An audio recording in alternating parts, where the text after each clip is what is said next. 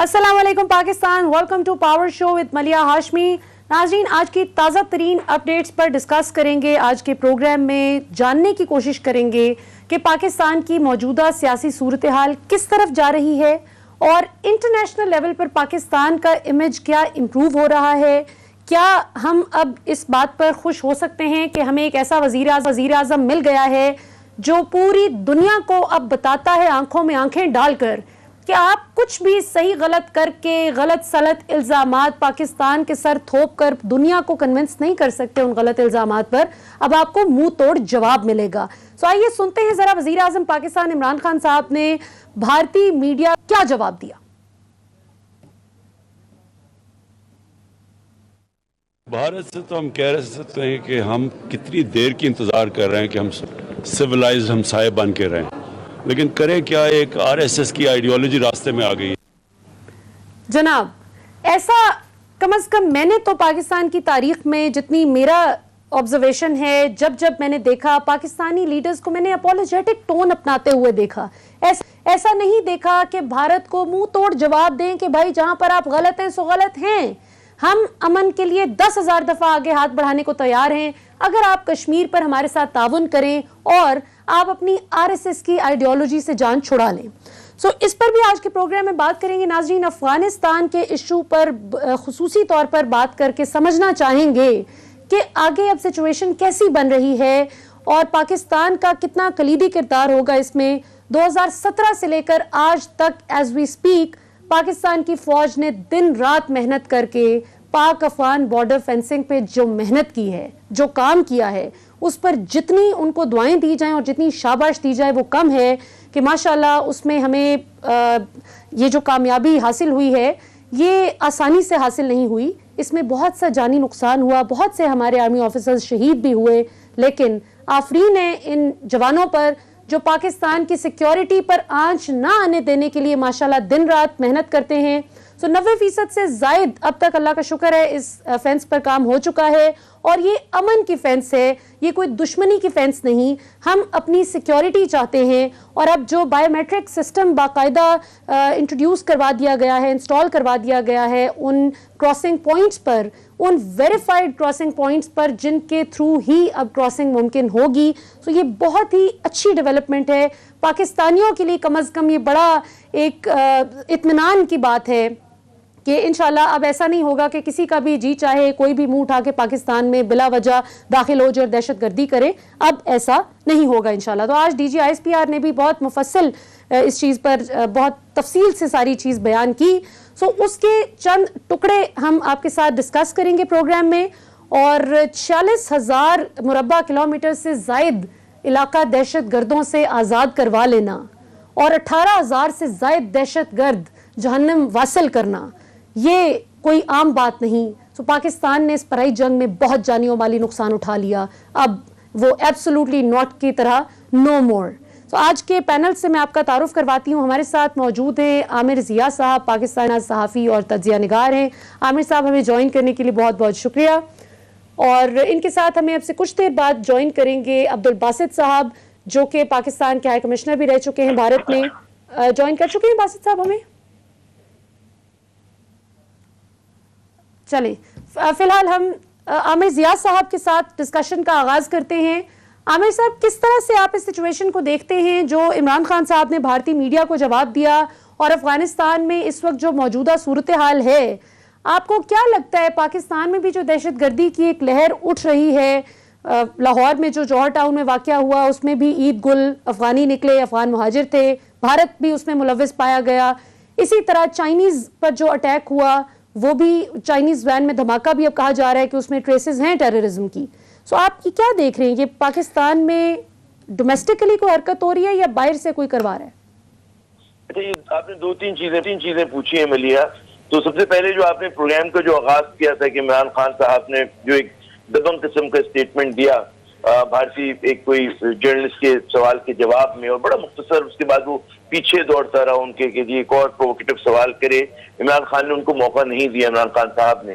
बता खुशाइन बात है क्योंकि हमने देखा कि पिछले जो 2 हुकूमतों के द्वार रहे खुसूसन नवाज शरीफ साहब का, कि उस जमाने में बड़ी एक अपीजमेंट की पॉलिसी थी, और उसके ऊपर जो मेरे ख्याल मुफस्सिल बात अब्दुल बासित साहब करेंगे कि वो हाई कमिश्नर रहे, उनको उन्होंने आंखों देखा, उनके पास पूरा उसकी तफसीलात हैं, तो मेरे ख्याल में उनसे ये ज्यादा सवाल बनता है। लेकिन ये बतौर सहाफी भी जो हमने ऑब्जर्व किया था वो यही था कि बड़ा अपोलोजेटिक रवैया था, चाहे भारतीय जासूस गिरफ्तार हो रहा हो, चाहे कोई इशू हो, नवाज शरीफ साहब की जबान नहीं खुलती थी, और उनकी अपीजमेंट की इंतहा थी कि वो मोदी साहब की इवन जो मतलब ज्वाइंट डिक्लेरेशन जिस तरह के भी उनके दौर में आए थे, तो उसमें उन्होंने बहुत ज्यादा ग्राउंड कंसीड किया था। उससे पहले भी आपको याद होगा कि जरदारी साहब का जब दौर हुकूमत था, सदर हुआ करते थे, उन्होंने एक मशहूर जुमला कहा था कि there is little Indian in every Pakistani and little Pakistani in every Indian. तो वो भी एक दौर था, और उसमें भी बड़ी कोशिशें हुई थी, सुलह की। उससे पहले अगर मैं बात करूं मुशर्रफ साहब का दौर, जिसमें इमरान खान साहब ने बड़ा भरपूर तरीके से एक बात की, उसकी मुझे याद है कि आगरा में जब मुज़ाकरात हो रहे थे और मुशर्रफ साहब, पूरा इंडियन मीडिया उनके सामने बैठा था, तो उसमें मुशर्रफ साहब ने बड़ा एक, मैं समझता हूँ कि जो कश्मीर का केस लड़ा था और जिस तरह से पेश किया था, हम लोग होटल की लॉबी में थे जहां पर ये सब कुछ हम देख रहे थे टीवी के ऊपर, तो भारतीय सहाफियों के मुंह भी और जो बाकी लोग वहां पर बैठे हुए थे लॉबी में, उनके भी नजर से शक्लें नजर निकली हुई थी। उसकी वजह ये थी कि बड़ी मजबूती के साथ जो था केस को लड़ा था, मुकदमा पेश किया, तो ये कहा था कि जब तक कश्मीर का मसला हल नहीं होगा उस वक्त तक पाक भारत ताल्लुकात जो है वो बेहतर नहीं हो सकते। तो एक हमारे यहाँ एक, अगर आप माजी का छलांग लगा के देखें, तसलसल भी रहा है हमारे यहाँ, सिर्फ नवाज शरीफ के दौर से मैं अपने आपका मुआवजा नहीं करना चाहिए कि जिसमें कॉम्प्रोमाइजेस हुए।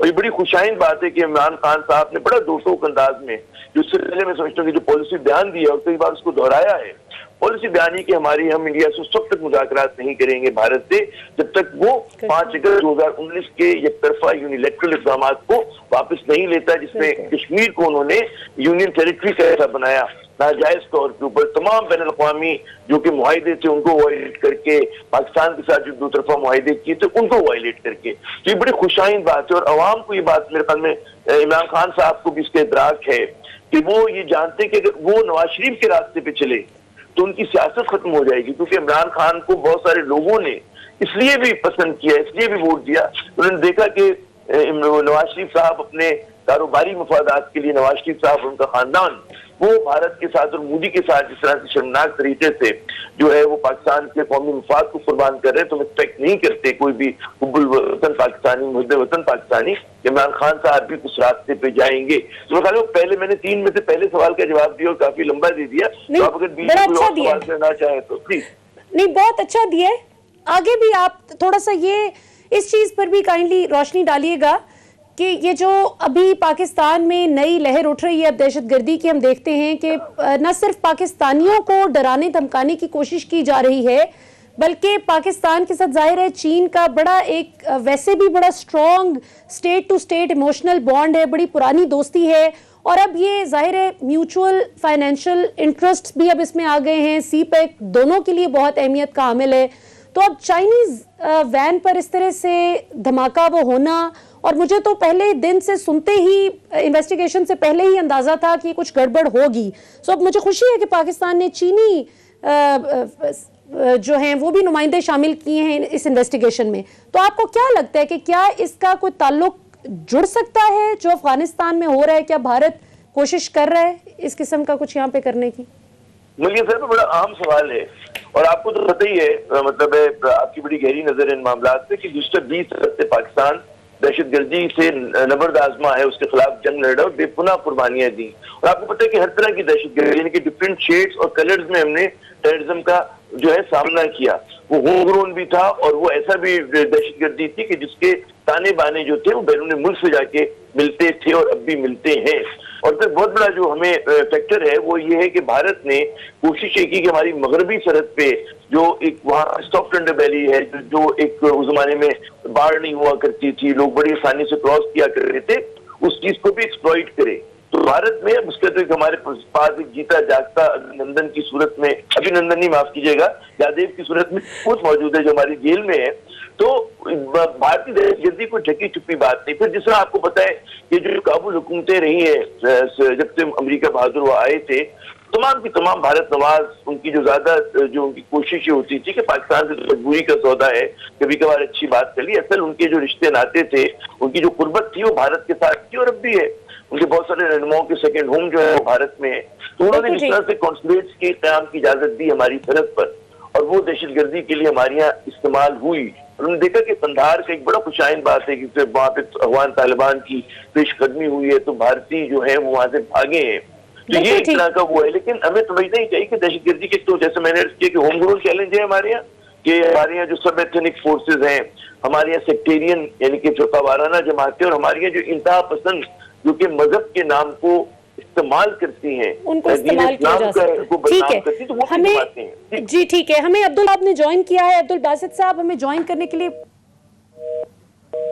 डिस्कनेक्ट चले, ठीक है जी। आमिर जिया साहब आप कंटिन्यू कीजिए, बल्कि मैं एक सवाल इसके साथ मजीद जोड़ देती हूँ, इसी सवाल के साथ क्लब कर देती हूँ कि इस वक्त जो इमरान खान साहब ने कॉन्फ्रेंस में भी बात की वो मुझे लगता है बड़ी पर्टिनेंट है, उनका तज्जिया बड़ा दुरुस्त है इस हवाले से। आप क्या कहेंगे इस पर, जो उन्होंने कहा कि जिस वक्त मौका था आपके अफगान हुकूमत के पास तालिबान के साथ निगोशिएट करने का, जिस वक्त अमेरिका दोनों को एक टेबल पर बिठा के बात कर सकता था, उस वक्त आपने इक्वालिटी की सतह पर लेवल हेडेड तरीके से एक डिबेट नहीं की। अब जबकि तालिबान को पता है कि तमाम तर हमने बॉर्डर्स जो हैं वो भी कॉन्कर कर लिए हैं और अब फतह उनको राइटिंग ऑन द वॉल है, तो अब आप कहते हैं कि अब हमारे साथ कोई उनके मुज़ाकरात हो जाएं, तो अब तो ये एक फ्यूटाइल एक्सरसाइज होगी। Your take on that? मेरे ख्याल में इमरान खान साहब ने बड़ी हकीकत सुनाना बात की है, बड़ी सामने की बात है ये, कि ऐसे ही हुआ कि उस वक्त तक मेरे ख्याल में कुछ फहमी, गलत फहमी थी काबुल हुकूमत को कि अमेरिका जो है इस तरह उनको लर्च में छोड़ के नहीं जाएगा। लेकिन अमेरिका ने वही किया जो माजी में कई मरतबा वो कर चुका है कि अफगान तालिबान की पहली, देखिए अफगान तालिबान की एक फतह नहीं हुई है, उनकी पहली फतह तो ये है कि उन्होंने 20 साल तक अमेरिका को, नेटो को जीतने नहीं दिया, और जो उनको जीतने नहीं दिया, खुद भी नहीं जीते थे उस दौरान में, लेकिन जीतने न देना सुपर पावर्स को एक उनकी बड़ी कामयाबी थी। तो ये उसका हमें इतराफ करना चाहिए। फिर कामयाबी ये हुई, वही अमेरिका जो उनको दहशतगर्द कहता था, और उनको मुझे याद है हमने तो कवर की वो जंग यहाँ पे इस्लामाबाद में बैठ के, और वो कि जनाब वो डेजी कटर बम गिरा रहा था और लग ये रहा था कि तोड़ा बोरा हो रहा है और पूरे पूरे गारों को बम किया जा रहा है, और एक घटाटोप अंधेरा एक वो था छाया हुआ था इस अफगान तालिबान पे। उनके दोस्त नहीं रहे थे, पाकिस्तान जैसी कुव्वतें जो कभी उनको सपोर्ट किया करती थी, रिकग्नाइज वो हट गई उनके पास से। उस जमाने में उन्होंने डिफाइंस जारी की। अगर अब्दुल बासित साहब आ रहे हैं तो जी अब्दुल बासित साहब ने हमें ज्वाइन कर लिया है। आमिर जिया साहब, हम अब्दुल बासित साहब को भी डिस्कशन में शामिल करते हैं। बासित साहब हमें ज्वाइन करने के लिए बहुत बहुत शुक्रिया। बहुत शुक्रिया सर। अब ये तो आपका जिस तरह कहते हैं ना कि एक्सपर्टीज होती है, आपकी नीश है ये टॉपिक, तो जरा हमें तालिब, मैं तो खास तौर पे बहुत जूनियर हूँ, आप दोनों सीनियर हैं, तो आपसे सीखने की कोशिश करूंगी। बासित साहब ये बताइए कि पाकिस्तान की हुकूमत की जो मौजूदा स्ट्रैटेजी है अफगानिस्तान में, जो अमल है, इस हवाले से क्या आप मुतमईन हैं और हुकूमत को मजीद क्या करने की जरूरत है? और साथ ही दूसरा सवाल ये कि अभी जो पाकिस्तान में दहशतगर्दी की लहर उठ रही है, आपको लगता है कि इसमें अफगानिस्तान और अमेरिका का, भारत का कोई रोल हो सकता है? पीछे तो वैसे अमेरिका ही होता है अक्सर। बिस्मिल्लाहिर्रहमानिर्रहीम। पहले तो बहुत शुक्रिया आपको, आपने प्रोग्राम में मुझे लिया। देखिए, जहाँ तक अफगानिस्तान का ताल्लुक है और पाकिस्तान की पॉलिसी की बात है, अफगानिस्तान की सिचुएशन की 3 डायमेंशंस हैं बुनियादी तौर पे, और वो आपस में इंटरलिंक्ड भी हैं। एक तो अंदरूनी मामला है, अंदरूनी तौर पे, उसके बाद इलाकाई और फिर ग्लोबली, और ये सारी चीज़ें इंटरलिंक्ड हैं। जहाँ तक अंदरूनी मामलात हैं अफगानिस्तान के, हमें जहाँ तक ये सारा रिकन्सिलिएशन का प्रोसेस, आज भी तो हमें मीटिंग हुई, जहाँ तक मेरी असेसमेंट है, हमें ये याद रखना चाहिए कि जो तालिबान हैं वो कोई सियासी पार्टी नहीं है, वो एक मूवमेंट का नाम है। आप उससे इत्तेफाक करें, उससे इख्तिलाफ करें, वो अलग बात है, लेकिन जहाँ तक मेरी असेसमेंट है और कैलकुलेशन है, रिकन्सिलिएशन का प्रोसेस कामयाब नहीं हो सकता। बहरहाल ये जो मामला है ये जंग के जरिए ही तय होगा। अब वो कब तक ये रहता है मामला, नोबडी नोज अबाउट दैट, लेकिन ये है कि मुझे नहीं लगता कि तालिबान की तरफ से इस्लामिक एमिरेट अफगानिस्तान के मामले में कोई फ्लेक्सिबिलिटी हो सकती है। दूसरी तरफ हम ये भी देख रहे हैं कि जो काबुल एडमिनिस्ट्रेशन है उनको कुछ जो हमारे इलाकाई कुछ और ममालिक हैं उनकी भरपूर सपोर्ट हासिल है कि वो भी कोई फ्लेक्सिबिलिटी शो ना करें।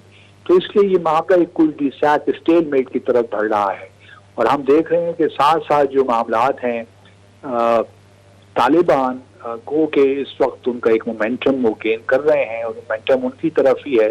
साथ साथ वो इंटरनेशनली भी अपने आप को बड़े बेहतर तरीके से पोजीशन कर रहे हैं। मिसाल के तौर पर चाइना के साथ उन्होंने बायलैटरल किया, उसके बाद रशिया के साथ बायलैटरल्स हो रहे हैं, इस तरह ईरान के साथ भी हो रहे हैं। तो वो अपने आप को इस वक्त उनकी कोशिश यही है कि इस वक्त अफगानिस्तान के जितने भी सरहदी इलाके हैं उन पे अपना कब्जा जमाएं और फिर जब भी सितंबर में सारी फौजों का इनखला हो जाएगा तो फिर आप देखेंगे कि इनका अर्बन एरियाज में भी ऑनस्लॉट शुरू हो जाएगा और फिर वही वक्त होगा। और मेरा अपना ख्याल ये है कि तालिबान को अगर 6 माह या 1 साल लग भी जाता है लेकिन उसके बाद इनकी बड़ी जबरदस्त हिकमत अमली भी है साथ साथ। वो फिर लोया जिरका कॉल करेंगे। कुछ आप देखेंगे कि जो इस वक्त निगोशिएशंस हो रहे हैं उनमें से कुछ लोग इनके साथ शामिल भी हो जाएंगे। तो तालिबान ने अपने आप को डेफिनेटली बड़े अच्छे तरीके से पोजीशन किया। हमारे जहाँ तक ताल्लुक है पाकिस्तान ने देखिए हमेशा यही कोशिश की है कि यहाँ पे अमन आए, क्योंकि अफगानिस्तान में जो अमन है वो हमारे लिए बहुत एसेंशियल है, हमारी अपनी डेवलपमेंट के लिए, रीजनल कनेक्टिविटी के लिए।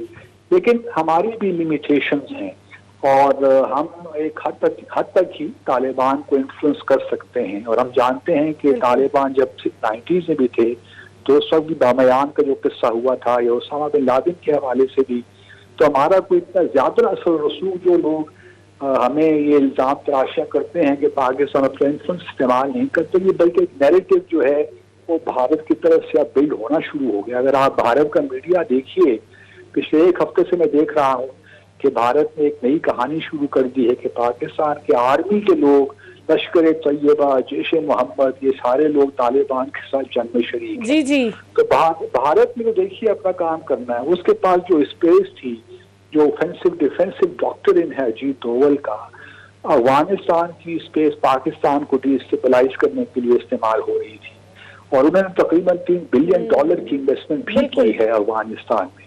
तो अब उनके पास वो जो स्पेस है वो खत्म होने जा रही है और पाकिस्तान को डिस्टेबलाइज करना उनके लिए बहुत जरूरी है ताकि कश्मीर पे जो है तवज्जो ना जाए, कश्मीर में वो अपना हाथ जो नया स्टेटस नॉर्मल किया उसको वो कंसोलिडेट कर सकें। तो इस वजह से वो पाकिस्तान को मगरबी सरहद पे बिजी रखना चाहते हैं। बिल्कुल सही। तो ये सारी चीजें जो है इंटरलिंक्ड हैं। और फिर अब ग्लोबली अगर आप देखिए तो यूएस के भी जो है इस खिते में बड़े इंटरेस्ट हैं और अफगानिस्तान को बड़ी जाती राय ये है कि वो विड्रॉ तो कर रहा है अफगानिस्तान से अपनी फौजों को, लेकिन वो अफगानिस्तान को अबैंडन नहीं कर रहा है सच को यहाँ से छोड़ के चला जाएगा। अफगानिस्तान बड़ा उस पर नजर वो रखना चाहेगा अमेरिका। ये मेरा भी एक असेसमेंट है कि अमेरिका ऐसे आसानी से जान तो नहीं छोड़ेगा, भले उसका इनखला हो भी जाता है उसकी फौजों का। अच्छा, एक आपने दुरुस्त बात कही कि लंबी छोड़ रहा है भारतीय मीडिया। सो अभी मैं देख रही थी कि एक्स NDS चीफ अमरुल्लाह साले भी लंबी छोड़ रहे हैं कि जी पाकिस्तान की एयरफोर्स ने कहा है कि हम आप पर अटैक करेंगे, अफगान एयरफोर्स पर और आपकी फौज पर, अगर आपने उन इलाकों को, वो खास तौर पर स्पिन बोल्डर की जो बात कर रहे हैं कि जी वो अगर छीनने की कोशिश की तालिबान से वापस। सो ये इस किस्म की बेसरोपा बातें वो क्यों कर रहे हैं, एक बात। और दूसरी बात सर, भारतीय मीडिया क्यों एडमेंट है ये तासुर कायम करने के लिए कि हमारे तालिबान के साथ मुज़ाकरात हो रहे हैं, जबकि तालिबान के ऑफिशियल स्पोक्स पर्सन ने डिनाई की है कि ऐसा कोई बात नहीं है।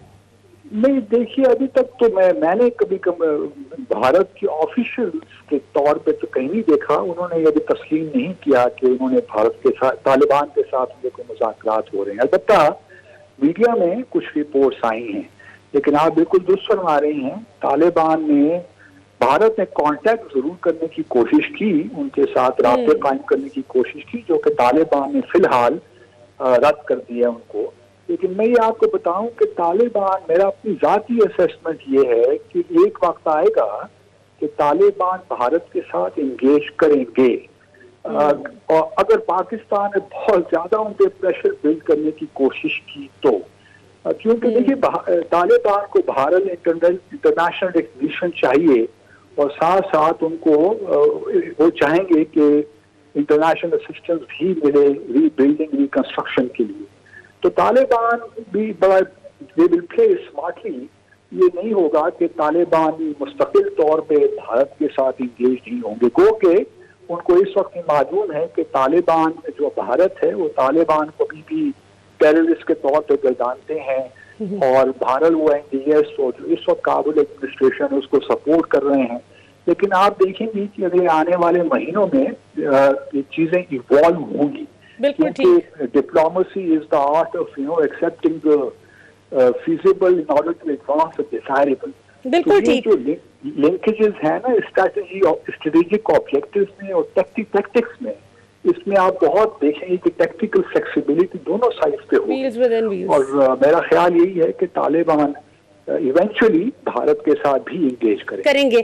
अच्छा, इससे पहले कि मैं आमिर जिया साहब की तरफ एक बड़ा इंटरेस्टिंग सवाल लेकर चलूं कि हमारी पाकिस्तान की न्यूट्रलिटी और हम we refuse to pick any favourites in Afghanistan, हम कोई फेवरेट नहीं रख रहे, भले वो अशरफ गनी साहब की साइड हो या तालिबान की साइड हो। हम कहते हैं कि जो अफगान अवाम जिनको मुंतखब करके ले आए हम उनके साथ खड़े हैं, हम उनकी अवाम की चॉइस को रिस्पेक्ट करते हैं। इससे पहले मैं ज़रा आपसे अब्दुल बासित साहब एक बड़ा दिलचस्प सवाल करना चाहूँगी, क्योंकि आप पाकिस्तान के हाई कमिश्नर भी रह चुके हैं भारत में।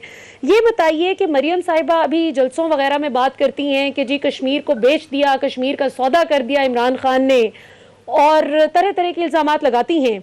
आप नवाज शरीफ साहब के दौरे हुकूमत में हाई कमिश्नर के तौर पर भारत में मौजूद थे पाकिस्तान के, क्या फ़र्क देखते हैं इमरान खान हुकूमत में और नवाज शरीफ हुकूमत में कश्मीर के इशू के हवाले से? देखिए, अब ये आपने बहुत मुश्किल में डाल दिया है मुझे, क्योंकि आपने सही फरमाया। मैं उस जमाने में नवाज साहब जब थे हुकूमत में तो मैं उस जमाने में वहाँ पे था, और मैंने जो अपनी किताब है हॉस्टिलिटी में उसमें तमाम डिटेल्स भी लिख दी हैं कि क्या क्या होता रहा है। ऑब्वियसली नवाज शरीफ साहब का एक अप्रोच मैं समझता हूँ ज़रा डिफरेंट थी, और वो बुनियादी तौर पे यही अप्रोच थी कि कश्मीर पे ज़्यादा बातचीत नहीं करनी, कश्मीर को बैक बर्नर पे डाल दीजिए और दूसरे मामला पे हम फोकस करेंगे, वो कल्चरल रिलेशंस हो, ट्रेड रिलेशंस हो, अच्छा, भारत के साथ की चीज़ों पे भारत के साथ। तो ये एक मामला था। लेकिन ये भी बात रहे मलिया सामने है कि 5 अगस्त 2019 के बाद सूरत हाल रेडिकली तब्दील हो गई है, और मोर ऑफ द सेम वाली जो अप्रोच है वो भी अब काम नहीं करेगी। इसलिए मैं इस हुकूमत से भी यही दरख्वास्त करता रहा हूँ पिछले 4 साल से, बल्कि इस वाक़े के होने से पहले 5 अगस्त 2019 से पहले, कि आप एक special envoy for Jammu and Kashmir appoint करें। आपको थोड़ी सी गेंद जो है ना उसको उठाना है, और जब तक आप खुद उसको इतनी इस मसले को अहमियत नहीं देंगे, दुनिया भी आपके साथ खड़ी नहीं होगी। तो पहले तो ये बड़ा इम्पोर्टेंट है कि आप एक स्पेशल एनवॉय बनाएं, उसके बाद एक आपकी हिकमत अमली होनी चाहिए। मुझे सच्ची बात तो ये है कि सही मानों में कोई हिकमत अमली नजर अभी तक नहीं आती, कितना इस मामले को आगे लेकर तो ये ठीक है। तो आखिर में बस ये थोड़ा सा वजाहत फरमा दीजिए कि आप कैसे देखते हैं, क्योंकि आपने बहुत क्लोजली इन तमाम मामलात को देखा है, तो क्या मरियम साहिबा जो इल्ज़ाम लगाती हैं इमरान खान साहब पर कि उन्होंने कश्मीर को बेच दिया, जबकि उनकी अपनी वालिद साहब की हुकूमत की कारकर्दगी भी आपके सामने है, क्या ये जस्टिफाइड है इल्ज़ाम? देखिए, ये तो सारी पॉलिटिक्स है ना, और पॉलिटिक्स में इस किस्म का रेट्रिक जो है चलता है। और जहाँ तक बेचने की बात है, मैं नहीं समझता कि इस हुकूमत ने बेच दिया है। हिकमत अमली में कमजोरियां हो सकती हैं, गैप्स हो सकते हैं, लेकिन मैं नहीं समझता कि हम ये तवक्को रख सकते हैं इस हुकूमत से कि उन्होंने कोई मतलब कंप्रोमाइज कर लिया है या कोई सौदेबाजी हो गई। मैं ये कम से कम नहीं देख रहा। बिल्कुल ठीक है। नाज़रीन, यहाँ पर वक्त हो एक शॉर्ट कमर्शियल ब्रेक का। ब्रेक के बाद वापस आएंगे तो आमिर से जो मैंने पहले सवाल कहा वो भी जरा पूछेंगे, और फिर ये भी पूछेंगे कि ये जो कश्मीर को बेच दिया, कश्मीर का सौदा कर दिया, जब मरियम साहिबा इस तरह की गुफ्तगू करती हैं तो इसका पॉसिबली क्या इम्पैक्ट होता है इलीगली इंडियन ऑक्यूपाइड कश्मीर में बैठे हुए लोगों पर, जो पाकिस्तान अल्लाह के बाद पाकिस्तान से उम्मीद लगाए बैठे हैं कि ये हमारा मुकदमा लड़ेंगे। After the break.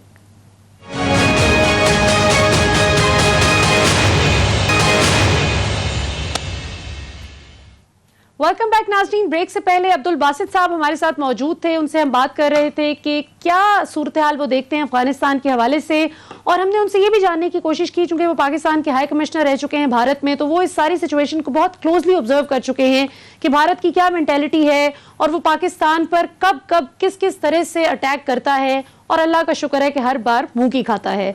Aamir Zia साहब भी हमारे साथ मौजूद थे और हैं। आमिर ज़िया साहब, आप ये बताइए कि अफगान गवर्नमेंट की जानिब से थोड़ा सा एक नाराजगी का अंसर पाया जाता है। अशरफ गनी साहब के अगर आप टोन देखें तो जो शिकवे वो करते हैं उनको भी मालूम है कि वो बिल्कुल बेतुके शिकवे हैं, उनका कोई पॉइंट नहीं है, बल्कि उल्टा Pakistan it is the other way around actually. Pakistan should be the one complaining कि भाई हमारे यहाँ जो दहशतगर्दी का वाकया लाहौर में हुआ उसमें अफगान मुहाजिर मुलविस पाए गए, जनाब भारत मुलविस पाया गया, तो ये एनडीएस और रॉ का नेक्सस पाकिस्तान को नुकसान पहुंचाता आया है और उल्टा आप शिकवे कर रहे हैं। आपको नहीं लगता कि अशरफ गनी साहब का ये सारा जो रिजेंटमेंट और ये जो नाराजगी का अंसर पाया जाता है उनके लहजे में, वो दरअसल इस वजह से है कि पाकिस्तान ने चूंकि किसी को भी अपना फेवरेट नहीं करार दिया अफगानिस्तान में, ना तालिबान की साइड ली है ना उनकी साइड ली है, तो इसलिए वो हमसे नाराज हैं? देखिए, ये एक तसलसल है काबुल हुकूमत का। इससे पहले हामिद करजई साहब भी इसी यही लबो लहजा हुआ करता था। बात ये थी कि अपनी नाकामी का, अपनी कमजोरी का मलबा उन्हें किसी पे तो गिराना है। तो एक जमाने में अमेरिका जब था अपने जुबन पर अफगानिस्तान में, उसकी भी यही हिकमत अमली होती थी कि पाकिस्तान के ऊपर दबाव डाले, और जाहिर है कि उसको उनको एक एक्सक्यूज मिलता था। खैर अमेरिका का तो इंटरेस्ट खत्म हो गया, तो जाहिर है कि इनको किसी न किसी को कहते हैं ना कि एक विपिंग बॉय चाहिए कि उसके ऊपर वो करें। तो उसी चीज का तसलसल है, क्योंकि उनको पता है कि काबुल हुकूमत की अवाम में जड़ें नहीं है, ये सिर्फ जो है मगरिब की या अमेरिका की बैसाखियों की वजह से खड़े हैं, और एक बार उनसे वो हिमायत खत्म हो जाए तो रेत के घरोंदे की तरह ये लोग गिर पड़ेंगे, इनकी कोई जड़ें नहीं है। अनलाइक अफगान तालिबान जिनको कहते हैं ना तनकीद हुई, पूरी दुनिया ने उनके ऊपर हमला भी किया, सब कुछ हुआ, लेकिन क्योंकि उनकी अवाम में जड़ें हैं तो उन्होंने बाउंस बैक कर लिया। और 20 साल तक खड़े रहना एक बात है, लेकिन मतलब हम उसको तस्करा कर देते हैं, लेकिन खड़े होके दिखाना हम उसका तस्वुर नहीं कर सकते, कितना मुश्किल काम है। जो मैं पहले भी कहता कि जी घटाटोप अंधेरा था और उसमें ये लोग खड़े हुए थे, तो इन्होंने वो डिफाइंस जो थी, तो इसका वजह ये है कि एक तो जाहिर है कि नाकामी, और दूसरा ये कि उनको इस बात के शिद्दत से एहसास है कि अगर कि इनके आगे अगर कोई मतलब बंद बांधने की बढ़ती हुई जो तालिबान की पेशकदमी है कोई सूरत नहीं है, तो वो चाहते हैं कि किसी तरह से दीगर जो हमारी पाकिस्तान मुखालिफ कुव्वतें हैं उनको किसी तरह इन्वॉल्व करके को जाते जाते कोई ना कोई अमेरिका से दबाव डलवाएं कि पाकिस्तान अफगान तालिबान पे प्रेशराइज करे, उनको दबाव में डालें। लेकिन जाहिर है कि हमें अपने उसको इन्फ्लुएंस को ओवर स्टेट नहीं करना चाहिए। अफगान तालिबान से ताल्लुक होना, एक गुफ्तगू करवा देना एक अलग चीज है, लेकिन वो अपनी हिकमत अमली जब भी बनाते हुए नजर आ रहा है कि कामयाबी उनके कदम छूटने को तैयार है, तो क्यों सब रुकेंगे? पाकिस्तान की बात क्यों सुनेंगे? तो लॉजिकल नहीं है, मंतकी नहीं है ये बात। तो मेरे ख्याल में पाकिस्तान की जो आप अभी उससे पहले सवाल बड़ा आपने अहम किया, तो काश उसका जवाब अब्दुल बासित साहब देते जो उनकी महारत है उस चीज में। वो ये कि पाकिस्तान की जो हिकमत अमली है गैर जानिबदारी की, न्यूट्रलिटी की, वो क्या हमारे लिए कल को जाकर नुकसानदेह हो सकती है? क्योंकि हम देख रहे हैं कि वहां पर अफगानिस्तान में जो भी कुव्वतें हैं उनका कोई ना कोई फेवरेट बॉय है, कोई ना कोई फेवरेट कुव्वत है। तो हम क्या पाकिस्तान को ये पॉस्चर बहुत दिन तक सूट करेगा? अगर अफगान तालिबान हमें नजर आ रहा है कि डिसाइसिव तरीके से आगे बढ़ रहे हैं, तो क्या ये वक्त आ गया है कि पाकिस्तान भी इस बात का फैसला करे कि जो भारत नवाज कुव्वतें हैं, जो भारत नवाज अफराद हैं वहां पर, आप भी अपना एग्जिस्टेंस करें और आप भी वो कुव्वतें हैं जिनसे हम निगोशिएट कर सकते हैं, जो हमारे खिलाफ अपनी सरजमीन को इस्तेमाल नहीं होने देने का वादा करती है, उनको उनके साथ आप जरा सा दस्ते ताउन बढ़ाएं। कि पाकिस्तान को उनकी मदद करने की जरूरत है कि जो वहां पर कहते हैं ना कि अफगान अवाम की नुमाइंदगी करे, और वो जो नुमाइंदगी का फैसला होगा वो मगरबी जमहूरियत के इलेक्शन से नहीं होने जा रहा, ये मैं आपको बता दूं, क्योंकि एक मुसल्लत किया गया है बाहर से वो निजाम जो है ना लाकर।